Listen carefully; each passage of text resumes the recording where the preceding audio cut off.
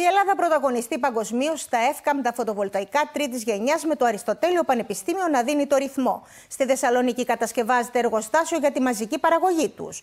Μπορούν να τοποθετηθούν οπουδήποτε, από τζάμια, τοίχους και ρούχα, έως ανοιχτές καλλιέργειες και θερμοκήπια, παρέχοντας στους αγρότες ενεργειακή αυτονομία και μειώνοντας αισθητά το κόστος παραγωγής.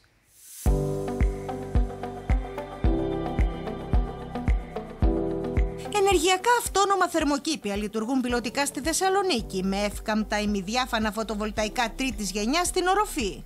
Πέρα από ότι είναι ελαφρύ και μπορεί να πάει σε οποιοδήποτε επιφάνεια, μπορεί να επιτρέπει να βλέπουμε μέσα.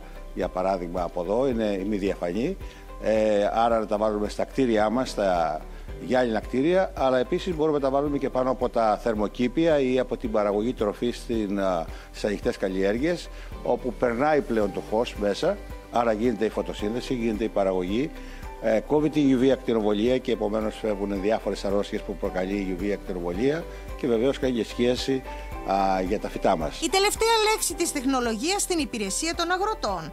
Από τα έως τώρα αποτελέσματα αυτής της πειραματικής προσπάθειας διαπιστώθηκε ότι η παραγωγή μπορεί να αυξηθεί έως και 30% αναλόγως με το πόσα φωτοβολταϊκά θα χρησιμοποιηθούν για την κάλυψη της στέγης του θερμοκηπίου, ενώ για την τοποθέτησή τους δεν χάνεται ούτε σπιθαμή γης υψηλής παραγωγικότητας. Αυτή η επανάσταση λοιπόν που γίνεται στα φωτοβολταϊκά με τα εκτυπωμένα είδη, εμείς θέλουμε να την αναδείξουμε για τα θερμοκήπια.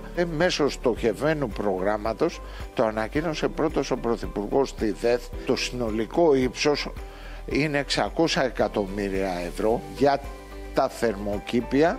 Μέσα από αυτή τη στοχευμένη δράση επιδοτείται και το εκτυπωμένο φωτοβολταϊκό. Τα φωτοβολταϊκά τρίτης γενιάς φέρουν ελληνική υπογραφή και στη Θεσσαλονίκη σε εξέλιξη βρίσκεται η κατασκευή του πρώτου εργοστασίου παραγωγής τους. Υποστηρίζεται απευθείας από την Ευρωπαϊκή Ένωση με 21,2 εκατομμύρια. Ξεκίνησε σχεδόν 2 χρόνια πριν, σε 1 χρόνο πλέον θα έχει τελειώσει για να αρχίσει η μαζική παραγωγή.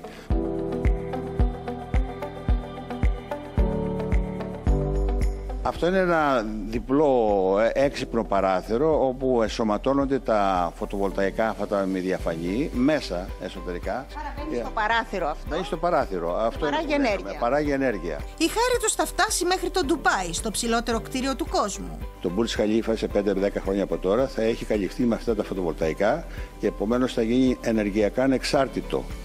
Ενώ σήμερα καταναλώνει τεράστια ποσοστά ενέργειας. Μπορούν να ενσωματωθούν σε οτιδήποτε χωράει ο νους, ακόμη και σε ρούχα. Πάνω σε ρούχα και σε αντικείμενα τα οποία κουβαλάμε μαζί μας, παραδείγματος χάρη μία τσάντα, και τα οποία μπορούν να παράγουν ενέργεια που μπορεί να χρησιμοποιήσει κάποιος, παραδείγματος χάρη για τη φόρτιση του κινητού του.